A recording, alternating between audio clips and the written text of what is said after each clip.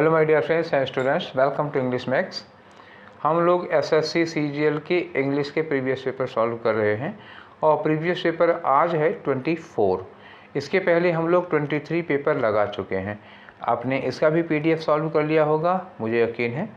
और ये भी 7 दिसंबर का है, जो हुआ था 5:15 से 6:15 के बीच, मतलब 5:15 से 6:15 PM। आखिरी सेट है ये, 7 दिसंबर का चौथा सेट है। इसके बाद अगले दिन हम लोग शुरू करेंगे 8 दिसंबर का पेपर, ठीक है। कुल मिला के आज वाला हो जाने पर 24 × 25 इतने क्वेश्चन हम लोग कर चुके होंगे, मतलब आज वाला पेपर करने के बाद। तो चलिए ज़्यादा समय नहीं गंवाते हैं और शुरू करते हैं हम लोग अपना सीधे सीधे डिस्कशन, और देखते हैं आप लोगों के कितने क्वेश्चन सही हुए हैं और अगर कोई गलत हुआ है तो वो क्यों गलत हुआ है। चलो आ जाओ। तो यहाँ पहले शुरू हो गया क्या, करेक्ट स्पेलिंग का मैटर है। स्पेलिंग में अंडरलाइन किया हुआ तो ये वर्ड मिथिकल है, ठीक है। तो पढ़ के देख लेते हैं। लिखा है द 9-tailed फॉक्स। फॉक्स मतलब एक लोमड़ी है, उसके 9 पूँछ, मतलब 9 पूँछ वाली लोमड़ी। ये क्या है, एक मिथिकल क्रिएचर है। किसमें है, जापानीज कल्चर, मतलब जापान में जो कहानियाँ हैं, पौराणिक कहानियाँ हैं, उसमें एक कोई लोमड़ी है जिसके 9 पूँछ हुआ करती थी। तो ये क्या होगा, मिथिकल। अब मिथिकल में स्पेलिंग एक्चुअली क्या गलत हुई है पता है, ये है मिथ, ठीक है, MYTH, ये मिथ हो गया।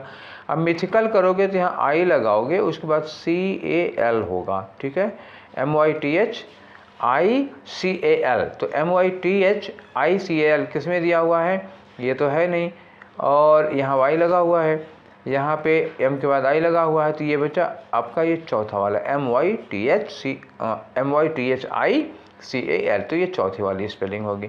हो गई ये बात, आगे बढ़ें। चलो नेक्स्ट वाले क्वेश्चन पे आते हैं। तो ये रहा आपका क्वेश्चन नंबर 2।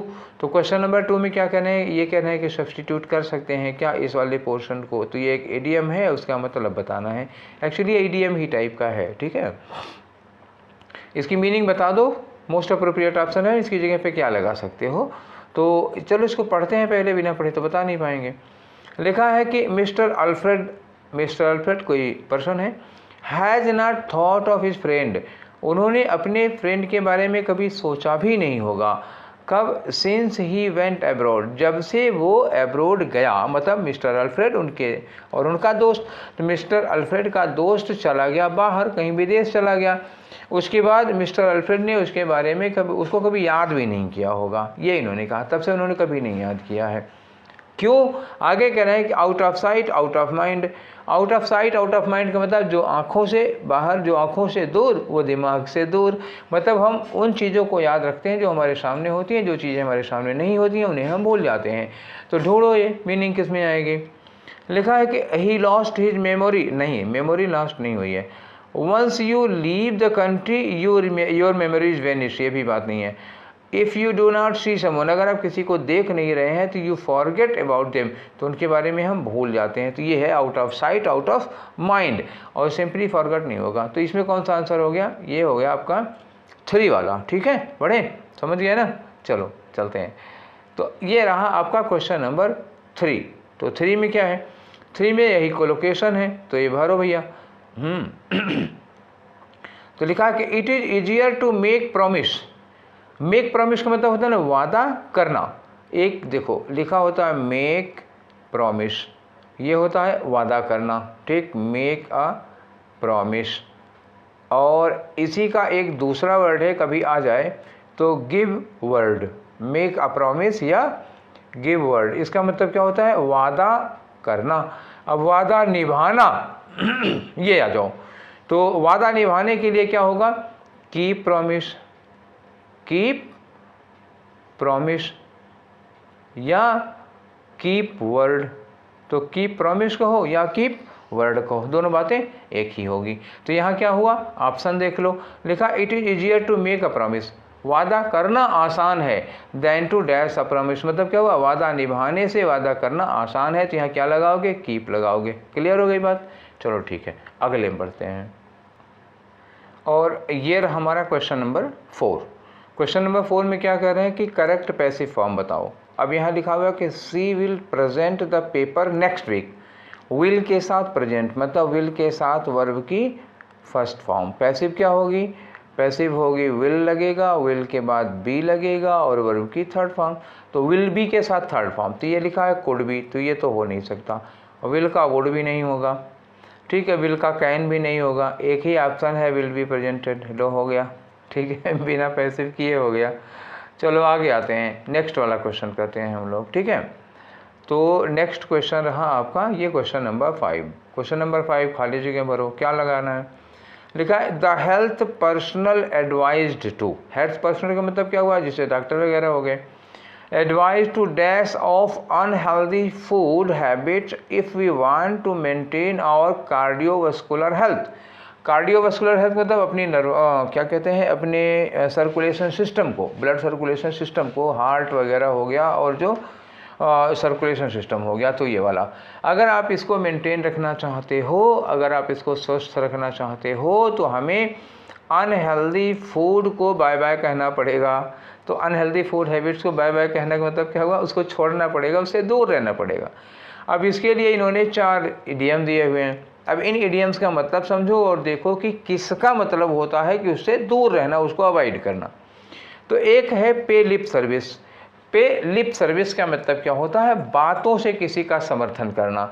जैसे आप मेरा समर्थन करें खाली बातों में, पर मेरे समर्थन में करें कुछ नहीं, मतलब support a person orally without doing anything in support of that. तो आप मुंह से सपोर्ट कर रहे हैं लेकिन उसके लिए कुछ करते नहीं हैं, तो लिप सर्विस हो गया। रन शॉर्ट का मतलब क्या होता है? किसी चीज़ की शॉर्टेज हो जाना, मतलब किसी चीज़ की लैक हो जाना, किसी चीज़ का कमी हो जाना, ठीक। Keep the pot boiling. Pot मतलब कोई बर्तन है, मान लो जैसे कोई पतीली वतीली टाइप की है और इसको क्या कर रहे हैं, इसमें लगातार बॉयल हो रहा है, मतलब कोई चीज़ इसमें उबल रहा है। तो लगातार उबलने का मतलब क्या हुआ कि keep the momentum, continue the momentum, मतलब मोमेंटम जारी रहे, जो चल रहा है वो चलते रहने दो, ब्रेक मत लगाओ, कीप द मोमेंटम हो गया। और स्टीयर क्लियर, स्टीयर क्लियर का मतलब क्या होता है? अवॉइड समथिंग या keep something away. Steer clear का मतलब क्या हुआ? अवॉइड समथिंग, ये हो गया अवॉइड समथिंग, या मतलब होता कीप समथिंग अवे, किसी चीज़ से आप दूर रखें, ठीक है। तो यही तो हम ढूंढ रहे थे ना, अगर आप हेल्दी रहना चाहते हैं तो अनहेल्दी फूड से बचें, उससे दूर रहें, तो स्टीयर क्लियर होगा। क्लियर हो गई ना बात? चलो आगे बढ़ते हैं, नेक्स्ट क्वेश्चन। क्वेश्चन नंबर हमारा आया 6, ठीक। तो ये रहा क्वेश्चन नंबर 6 भैया। क्वेश्चन नंबर 6 में क्या करना है? अंडरलाइन किया हुआ एक पोर्शन है, हु बिलीव दैट, ठीक। अब इसको बताना है कि इसमें कोई गड़बड़ी है तो इम्प्रूव करो, अगर नहीं है तो इसमें नो इम्प्रूवमेंट का ऑप्शन है। इसका मतलब चांस ऐसा भी है कि हो सकता है इसमें कोई गड़बड़ी ना हो। तो चलो लिखो, देखो लिखा हुआ है कि देयर आर मेनी पीपल, यहाँ तो कोई गड़बड़ी नहीं है, देयर आर मेनी पीपल। अच्छा, गड़बड़ी यहाँ देखनी भी, गड़बड़ी आपको यहाँ देखनी है। There are many people in the world, इस दुनिया में बहुत से ऐसे लोग हैं, हु बिलीव। अब ये हु किसके लिए लगा है? पीपल के लिए लगा है। तो बिलीव वर्ब की फर्स्ट फॉर्म प्लूरल है, क्योंकि प्लूरल, ये पीपल भी प्लूरल हो गया, तो यहाँ तक तो ठीक है। हु बिलीव, अब बिलीव के बाद दैट लगाओगे कनेक्टर के लिए, who believe that the earth is flat, की अर्थ फ्लैट है। तो इस सेंटेंस में हमको कोई एरर मिली नहीं मिली, तो क्या हो गया? No substitution. इसको इम्प्रूव करने की कोई ज़रूरत नहीं है। अब यहाँ दिखा देखो, पहले में हु शुड बिलीव, जिन्हें ये मानना चाहिए, कहीं मानना कहीं चाहिए, मानते हैं, बात खत्म हो गई। और ये बिलीव क्या हो गया? नाउन हो गया, यहाँ बिलीव लगना चाहिए था। हु बिलीव्ड पास्ट में नहीं जाएगा, क्योंकि क्या है? देयर आर मेनी पीपल, बहुत से ऐसे लोग हैं, तो मानते थे थोड़े हो जाएगा, मानते हैं, ये सब पूरा प्रेजेंट में होगा। क्लियर? तो नो सब्स्टिट्यूशन रिक्वायर्ड, ये हमारा आंसर होगा। आगे आते हैं क्वेश्चन नंबर 7 में, और ये रहा क्वेश्चन नंबर 7 है, इसमें एक पूरा का पूरा अरेंजमेंट। तो चलो करते हैं। लिखा है कि a certain aim will, a certain aim मतलब अगर आपके पास कोई उद्देश्य है, कोई पर्पज है, तो will infuse one's life with new meaning, तो आपके जीवन में, आपकी लाइफ में एक नया अर्थ जुड़ जाएगा। अगर आपकी लाइफ में, आपके जीवन में कोई उद्देश्य है, कोई पर्पज है, मतलब आपका जीवन उद्देश्य पूर्ण है, तो आपकी लाइफ को एक नया मीनिंग मिलेगा, आपकी लाइफ को एक नया अर्थ मिलेगा, ठीक है। सेंटेंस स्टार्टर लग रहा है ये, कि सेंटेंस यहीं से स्टार्ट होगा, क्योंकि बड़ी फिलोसफिकल बात हो रही है, ठीक। आगे लिखा एट सम पॉइंट, लाइफ में किसी भी पॉइंट, किसी पॉइंट पर एन एमलेस पर्सनस गोल, एक जो एमलेस पर्सन होता है जिसकी लाइफ में कोई उद्देश्य नहीं होता, उसके जो गोल्स हैं कैन बी शैटर्ड, उसके जो गोल्स हैं वो क्या होते हैं, बिखरे होंगे, छितराए होंगे, एंड रिमेन अनफुलफिल्ड, और वो पूरे नहीं होंगे। ये तो बाद की बात होती है ना, पहले तो क्या है कि जीवन में एम का बहुत इंपॉर्टेंस होता है। फिर लास्ट में बताएंगे कि अगर आपकी लाइफ में कोई एम नहीं है, आपकी लाइफ एमलेस है, तो आपकी लाइफ छितराई हुई, बिखरी हुई होगी। ठीक है, ये बाद में आ जाएगा, मतलब करीब करीब लास्ट में जाएगा। इन लाइफ, जीवन में, it is critical to have a workable objective या गोल। जीवन में कहा, इन्होंने कहा it is critical to have, मतलब ये बहुत इंपॉर्टेंट है कि अपने लाइफ में एक ऑब्जेक्टिव या एक वर्केबल गोल होना ज़रूरी है। और इन्होंने कहा कि a man who is aimless, एक आदमी जो एमलेस होता है, जिसके जीवन का कोई एम नहीं होता, will never achieve success in life, वो लाइफ में कोई सफलता नहीं पाएगा। भैया स्टार्ट यहीं से हो रहा है। शुरू में इन्होंने कहा कि लाइफ में एम का क्या इम्पोर्टेंस है, वहीं से इन्होंने सारी चीज़ें एक्सप्लेन करना शुरू की हैं। तो क्रम लगाना चाहोगे तो मैं आपको लगा देता हूँ। तो सबसे पहला सेंटेंस क्या होगा, ये होगा, ठीक है, कि लाइफ में मतलब एम जो है लाइफ को एक नए मीनिंग से भर देता है। फिर कहाँ जाओगे, एक ऐसा आदमी जिसकी लाइफ एमलेस होती है वो सफलता नहीं पाता है। फिर तब ये आप ये कहेंगे कि जो जीवन में एम जो है वो एक वर्केबल एम जो है, पहले जब इन्होंने कहा एम के बिना लाइफ बेकार होगी, तब कहेंगे कि लाइफ में एम का इम्पोर्टेंस होता है, क्योंकि मतलब कभी ऐसा पॉइंट आएगा लाइफ में, ठीक है, जब इन्होंने कहा कि persons goal can be settled या रिमेन अनफुलफिल्ड, मतलब वो मतलब जीवन में एक ऐसे मोड़ पर पहुँचेंगे आपके सारे उद्देश्य अपूर्ण रह जाते हैं। ठीक है, तो स्टार्टर यहीं से है। तो पहले ये हो जाएगा, उसके बाद आपका क्या होना चाहिए, उसके बाद ये वाला होना चाहिए, उसके बाद सी होना चाहिए, उसके बाद ये थर्ड नंबर पे होना चाहिए और ये फोर्थ नंबर पे। तो ADCB ऑप्शन कौन सा मिला, ये वाला ADCB, ये वाला हो जाएगा। ठीक है, बढ़े आगे, चलो आ जाओ क्वेश्चन नंबर 8। तो ये रहा आपका क्वेश्चन नंबर 8। क्वेश्चन नंबर 8 में क्या एरर है, एरर है ना, हाँ ये तो एरर वाला है, ग्रामेटिकल एरर वाला ही पोर्शन है। देखो लिखा ही was paid handsomely, he was paid handsomely, handsomely क्या हुआ, एडवर्ब है। तो हैंडसम पेमेंट का मतलब क्या हुआ, अच्छी खासी तनख्वाह मिलती है, उसको ठीक ठाक पैसा पे किया जाता है। इस वाले पोर्शन में कोई गलती नहीं, he was paid handsomely. But ability to handle the, किस लिए, for his ability to handle the crowd skillful, किस लिए उसको पेमेंट किया गया था, भीड़ को बहुत अच्छे ढंग से हैंडल करने के लिए। तो ये फॉर हो गया। फॉर हिज एबिलिटी, किस लिए दिया गया था उसको अच्छा खासा पेमेंट, उसकी उस योग्यता के लिए, टू हैंडल द क्राउड, यहाँ तक कोई दिक्कत नहीं। ये जो स्किलफुल है ये क्या होना चाहिए, स्किलफुली, ठीक है ना, अच्छे से, कुशलता पूर्वक। तो यहाँ हमें क्या चाहिए था, एडवर्ब ऑफ मैनर चाहिए था। क्यों, टू हैंडल द क्राउड के लिए लिखा है कि क्राउड को हैंडल करने के लिए, कैसे, अच्छे से हैंडल करने के लिए। तो अच्छे से, क्राउड को अच्छे से हैंडल करना मतलब क्या हुआ, एडवर्ब ऑफ मैनर लगाना है। तो एडवर्ब ऑफ मैनर में ये जो स्किलफुल है वो क्या होना चाहिए था, स्किलफुली होना चाहिए था। तो दूसरे वाले पार्ट में गलती है। ठीक है, आगे आ जाओ। अब आते हैं हम क्वेश्चन नंबर 9 पे। क्वेश्चन नंबर 9 क्या है, एंटोनीम बताना है। किसका एंटोनीम, एंटोनीम का एंटोनीम बताओ। अरे वाह क्या बात है, मज़ा आ गई।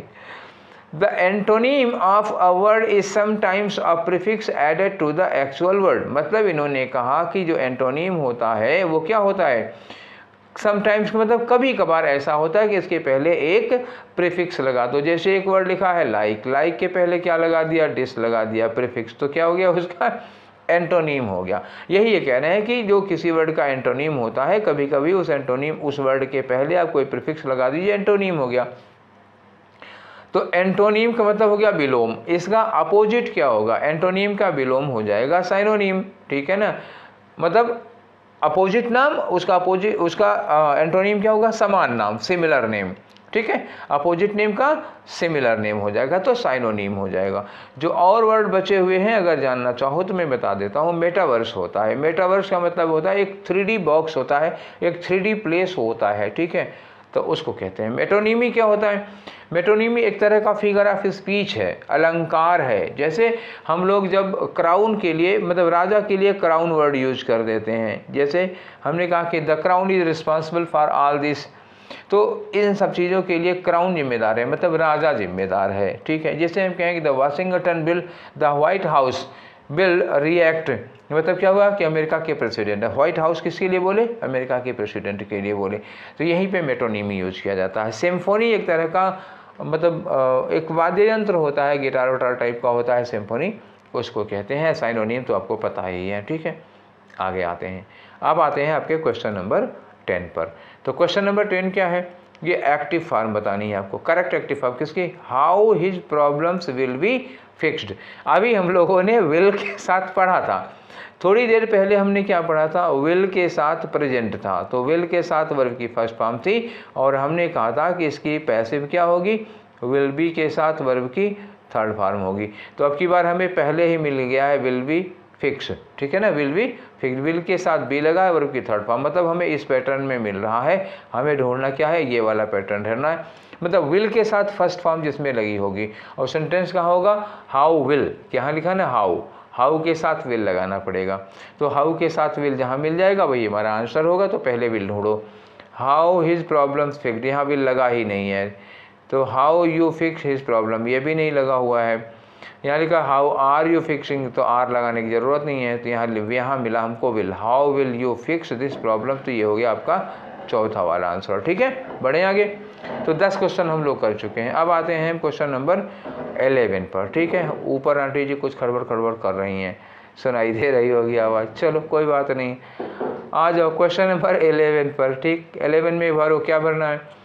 इन ऑल हर सारो, इन ऑल हर सारो, अपनी जो उसको कष्ट था, जो तकलीफें थी उसमें, सी मस्ट वीप, उसको क्या करना चाहिए? जो इतना दुख है उसको, जितना कष्ट है उसको, कुछ तो उसको रो लेना चाहिए। मस्ट वीप मतलब उसको पक्का रो लेना चाहिए, जरूर रो लेना चाहिए, वरना बीमार पड़ जाएगी।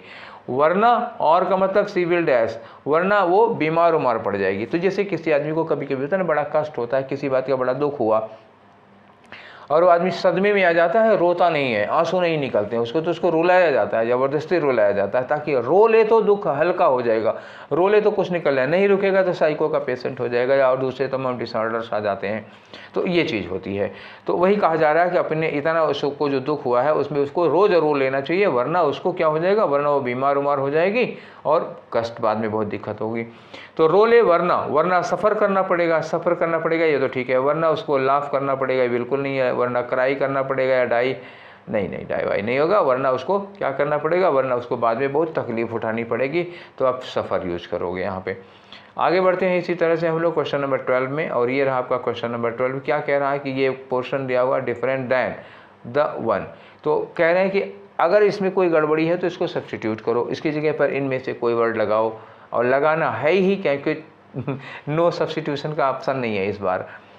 आ जाओ। The yellow dress purchased by you, ये जो पीली पीली ड्रेस आपने खरीदी है, is not much different than the one I have bought, ठीक है। जो मैंने खरीद, जो मैं ले आया हूँ, आई हैव ब्रॉट, जो मैं ले आया हूँ उसे खास डिफरेंट नहीं है, ठीक है। क्या लिखा? Is not much different. तो भैया डिफरेंट के साथ द नहीं लगता है, क्या लगता है? Is not much different from, क्या डिफरेंट के साथ क्या लगना चाहिए? फ्रॉम लगना चाहिए, समझ गए ना। तो जहाँ डिफरेंट के साथ फ्रॉम मिलेगा वही हमारा आंसर होगा। ये डिफरेंट फ्रॉम मिल गया आपको, तो यही आंसर होगा, आंसर नंबर 3। क्लियर हो गया? बढ़े, चलो अच्छा बढ़ते हैं क्वेश्चन नंबर 13 में आते हैं।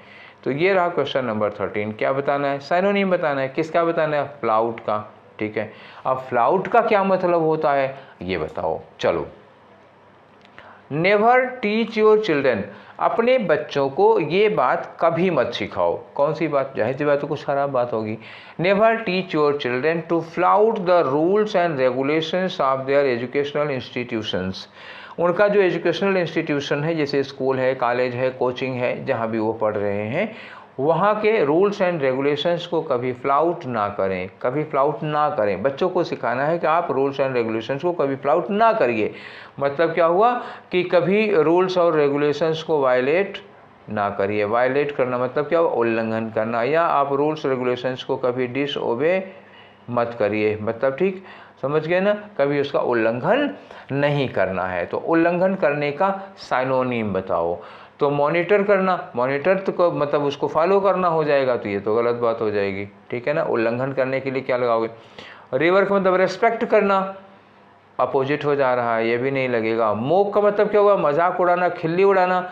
हाँ, तो किसी नियम का उल्लंघन करना, किसी नियम का, किसी रूल का मजाक उड़ाना, उसकी खिल्ली उड़ाना, ये हो जाएगा सिमिलर में। और डाइवल्स का मतलब क्या होता है?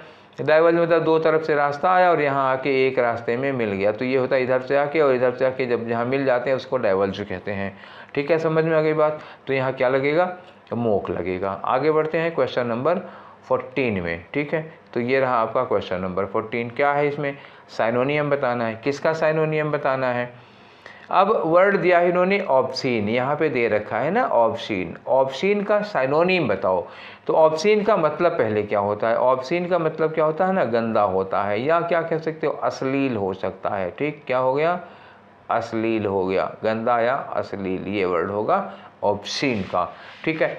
तो इसका साइनोनिम बताओगे। साइनोनिम तो यही हो जाएगा, डर्टी ही सबसे बढ़िया तो यही लग रहा है, ठीक है। गंदा या अश्लील का मतलब क्या हो गया? डर्टी हो गया। अच्छा, कोलीग्स होगा कि नहीं? कोलीग्स मतलब क्या होता है? कर्मचारी होते हैं। जैसे मैं जहाँ काम करता हूँ, मेरे साथ में 2-3-4 लोग और काम करते हैं, तो क्या हो गए? हमारे सहकर्मी। सहकर्मी मतलब द पीपल या the staff who work with you, वो स्टाफ जो आपके साथ काम करता है उसको हम क्या कहेंगे? कलीग या सहकर्मी कहते हैं। तो ये हो गए आपके सहकर्मी जो आपके साथ में काम करते हैं, को वर्कर्स कह सकते हो। सस्पेंडेड का मतलब जिसको सस्पेंड कर दिया गया हो, तो ये यहाँ लगेगा नहीं। प्रेजुडाइज का मतलब क्या होता है? पूर्वाग्रह। पूर्वाग्रह का मतलब जब हम अपने मन में कोई चीज़, कोई धारणा बैठा के चलते हैं, तो वो क्या कही जाती है? वो कही जाती है पूर्वाग्रह, ठीक है। तो आंसर कौन सा होगा इसमें? डर्टी, पहला वाला ही होगा, ठीक है। आगे आ जाओ। तो 14 के बाद अब आते हैं हम लोग क्वेश्चन नंबर 15 में। तो क्वेश्चन नंबर 15 में क्या है? एंटोनिम बताना है। किसका? ये दिया है इम्यून। पढ़ो जरा। The auto immune disease, auto immune disease, ठीक है, लिखा है इज अ कंडीशन इन विच, ये एक ऐसी कंडीशन होती है जिसमें immune system mistakenly attacks your body. जो हमारा इम्यून सिस्टम है, जो हमारे शरीर के अंदर इम्यून सिस्टम है बीमारियों से लड़ने वाला, वही हमारे शरीर पर अटैक कर देता है। लियो भैया, ऑटो इम्यून डिजीज है। ऑटो इम्यून डिजीज मतलब हमारा इम्यून सिस्टम ही हमारे शरीर पे अटैक करने लगा है, ठीक। तो इम्यून, तो your immune system, immune system का मतलब क्या हुआ? जो हमारे शरीर को बीमारियों से बचाता है, सुरक्षा करता है। तो इम्यून, अब यहाँ आ जाओ, इसका क्या लगाना है हमें? अपोजिट लगाना है, मतलब जो खतरा पैदा करता है। फ्रेगाइल का मतलब क्या होता है? फ्रेगाइल का मतलब वीक होता है, कमज़ोर होता है, जो हाथ से गिरे और टूट जाए उसको कहते हैं, ठीक है। तो फ्रेगाइल होगा नहीं। सेडेंट्री का मतलब क्या होता है? गतिहीन। सेडेंट्री क्या हो गया? गतिहीन, जब किसी चीज़ में कोई मोशन नहीं होता है। ससेप्टेबल, ससेप्टेबल का मतलब क्या होता है? Extra sensitive. एक्स्ट्रा सेंसिटिव का मतलब समझ गए क्या हो गया? एक्स्ट्रा सेंसिटिव का मतलब जरा सी हवा चली कि आप जुकाम पकड़े। तो कुछ लोग होता है ना, मतलब अच्छा खासा मौसम बदलेगा तब बीमार होते हैं, और कुछ लोगों में जरा सा भी मौसम बदला कि वो बीमार हो जाते हैं। तो एक्स्ट्रा सेंसिटिव का मतलब क्या हुआ? आप बीमारियों से इम्यून नहीं है। इम्यून होना, ये अभी पढ़ा था ना, इम्यून होने का मतलब हुआ कि आप बीमारियों से सुरक्षित हैं। और ससेप्टेबल होने का मतलब क्या हुआ? कि बीमारियां आपको बहुत जल्दी से पकड़ लेती हैं। तो यही आपका एंटोनिम हो गया। और सिक का मतलब क्या होता है? बीमार। तो इम्यून का अपोजिट बीमार नहीं होगा, बल्कि क्या होगा? ससेप्टेबल होगा। क्लियर हो गई बात? समझ गए ना? ठीक, आगे बढ़ते हैं। यह है हमारा क्वेश्चन नंबर 16। क्या करना है इसमें? ग्रामेटिकल एरर बतानी है। चलो देखते हैं। तो ही डज नॉट नो, यहाँ तक तो कोई दिक्कत नहीं है। How to draw quickly, draw, ये हाउ टू ड्रा है, ठीक है, वर्ब है। क्विकली क्या है? क्विकली है एडवर्ब ऑफ मैनर, ठीक है। And straightly, I hi hi hi hi, straightly नहीं होगा, क्विकली एंड स्ट्रेट, क्योंकि एडवर्ब में क्या आ जाएगा? STRAIGHT होता है, स्ट्रेट होता है, स्ट्रेटली नहीं होता है।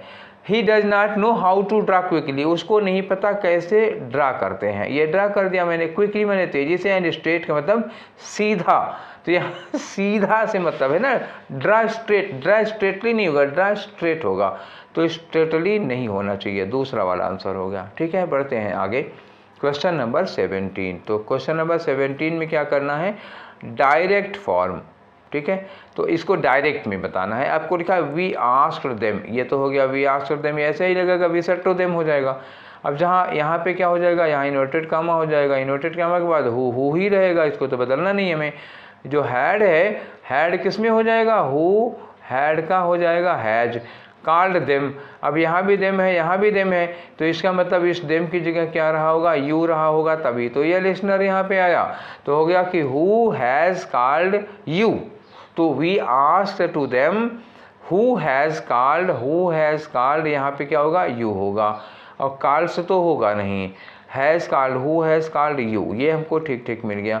हु आर कॉलिंग, तो ये लगाना ही नहीं, कंटिन्यूअस कहाँ से आ जाएगा, तो ये हो गया। तो आंसर कौन सा हो गया इसमें, 3 वाला हो गया। ठीक है, अब आ जाओ क्वेश्चन नंबर 18 पे।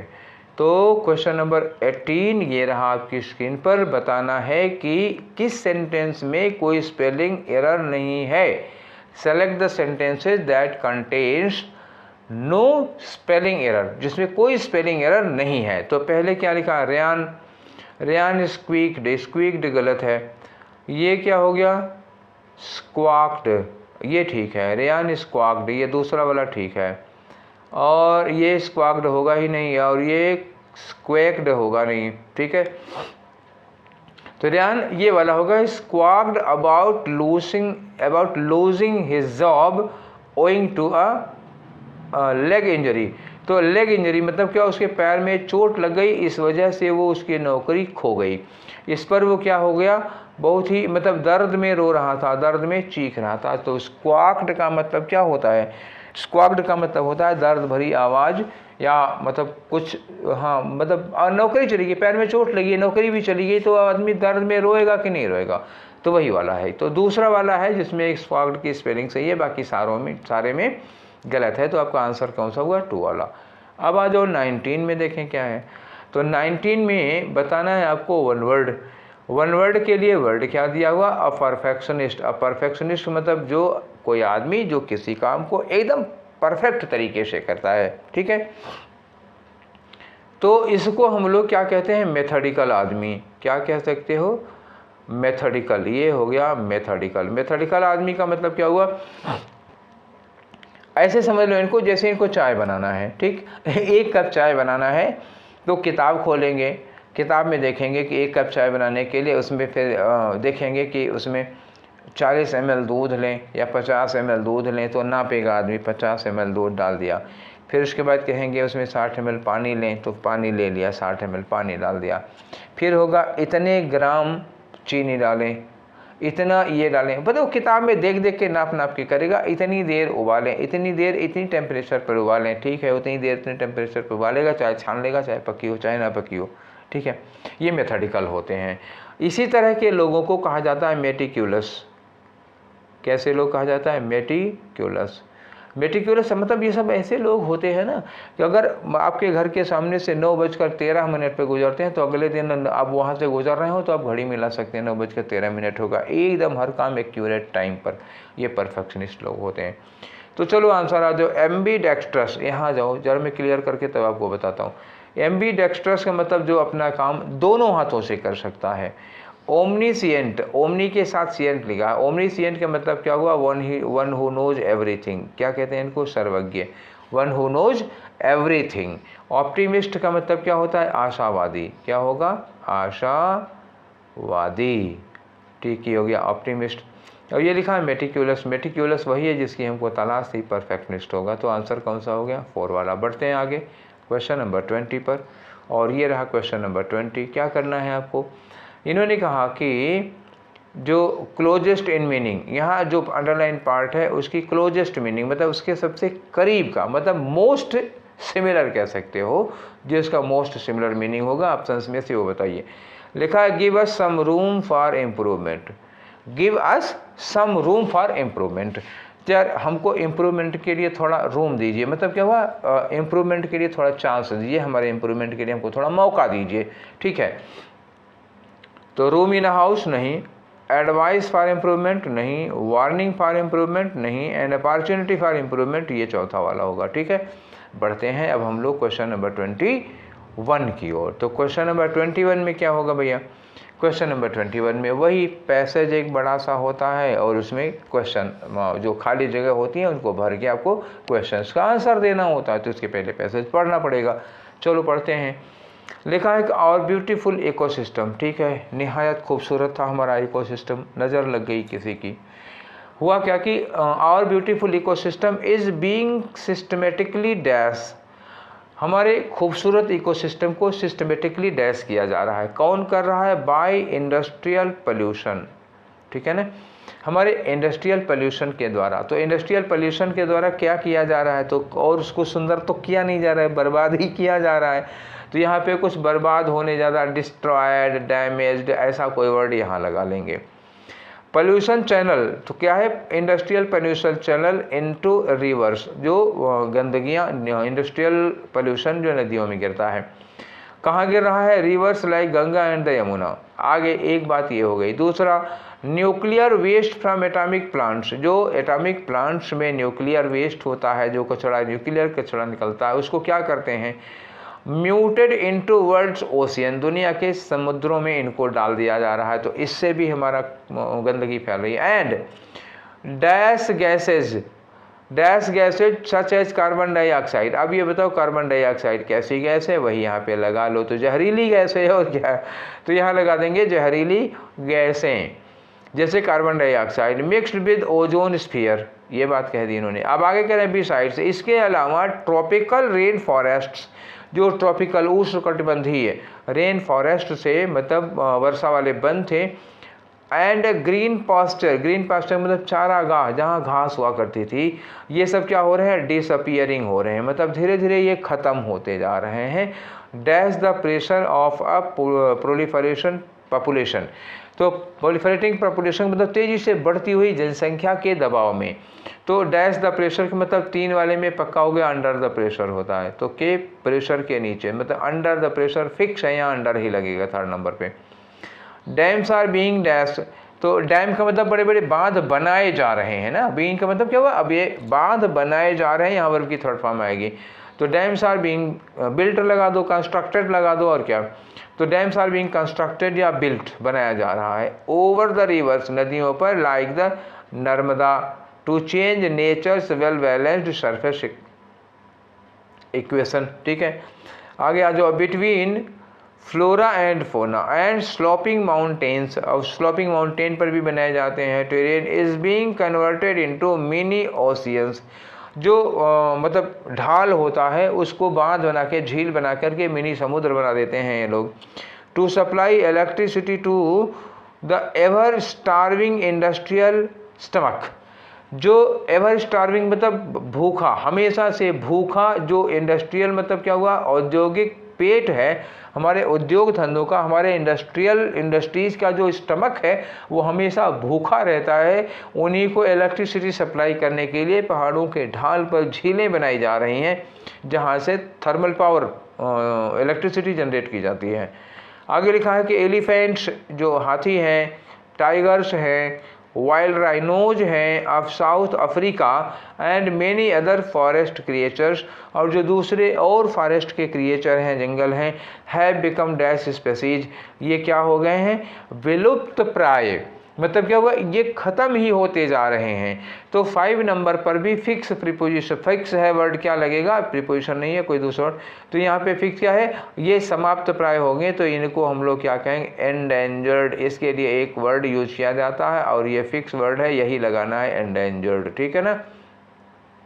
5th नंबर पे एंडेंजर्ड हो जाएगा, और ये अंडर प्रेशर हो जाएगा 3rd नंबर पे। यहाँ स्ट्रक्चर वगैरह बनाने के लिए कोई वर्ड यूज किया जाएगा, यहाँ जहरीली गैसें हो गई, और यहाँ क्या हो गया? हमारे इकोसिस्टम को बर्बाद कर रहे हैं, बस, और क्या। तो आ जाओ नेक्स्ट पे। तो ये रहा आपका क्वेश्चन वाला सेशन, ठीक है। तो क्वेश्चन वाले सेशन में ये आ जाओ। तो पहले वाले पे क्या किया था बताओ? इकोसिस्टम को इंडस्ट्रियल डेवलपमेंट ने क्या कर दिया है? ओरिएंट कर दिया है कि डिज़ाइन कर दिया है कि डैमेज कर दिया है कि ग्लोरीफाइड किया है? ओरिएंटेड तो किया नहीं है और डिज़ाइंड भी नहीं किया है, ना तो ग्लोरीफाइड किया, बल्कि क्या कर दिया है? डैमेज कर दिया है। याद आया आपको? ठीक है। दूसरे वाले में क्या कहा इन्होंने कहा था कि कार्बन डाइऑक्साइड जैसी डैश गैस है। तो कार्बन डाइऑक्साइड कैसी है? हाइजीनिक गैस है? नहीं। यूजफुल गैस है? नहीं। न्यूक्लियर गैस है? नहीं। कैसी गैस है? पॉइजनस गैस है। तो 22 में पॉइजनस लग गया। अब आ जाते हैं हम लोग नेक्स्ट वाले में। ठीक है, ये रहा आपका क्वेश्चन 23 और 24।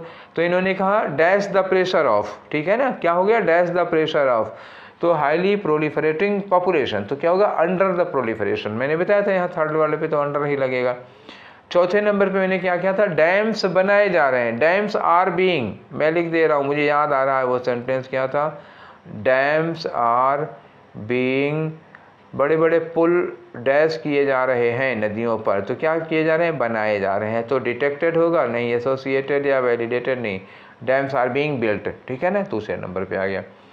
ठीक है, अब एक और क्वेश्चन रह गया है, आखिरी। ठीक है, ये रहे हमारे आखिरी क्वेश्चन। और इसमें क्या था याद करो आपको कि टाइगर, एलिफेंट, 2-3 नाम लिखेंगे।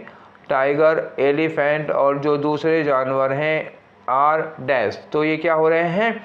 विलुप्त हो रहे हैं। तो एंडेंजर्ड, मैंने बोला था कि इसमें एंडेंजर्ड लगाएंगे हम लोग। ठीक है, तो ये विलुप्त होते जा रहे हैं। तो ये था हमारा 25 क्वेश्चन आज हमने कर लिया। तो ये सेट कौन सा था भैया? सेट था 24। कर लिया हमने क्वेश्चन कितने? 25। ठीक है, तो 7 दिसंबर हमारा ख़त्म हो गया। ठीक, 7 दिसंबर 2022 को जो पेपर हुआ था वो चारों शिफ्ट हमने कर डाली, पूरा ख़त्म हो चुका है। अब हम लोग करेंगे 8 दिसंबर का। तो अभी तक जो सेशन हम लोगों ने किया है वो सेशन आप लोगों को कैसा लगा? ठीक है, अच्छा लगा आगे बढ़ाओ और कमेंट करो, मुझे बताओ। मेरी मेहनत तो कम से कम कुछ तो बोला करो कि सर अच्छा लगा, ये हुआ वो हुआ, कुछ बोला करो। ठीक है, तो ये सेशन यही वाइंड अप करते हुए फिर मिलेंगे हम लोग कल वाले सेशन में। Till then take care, thank you.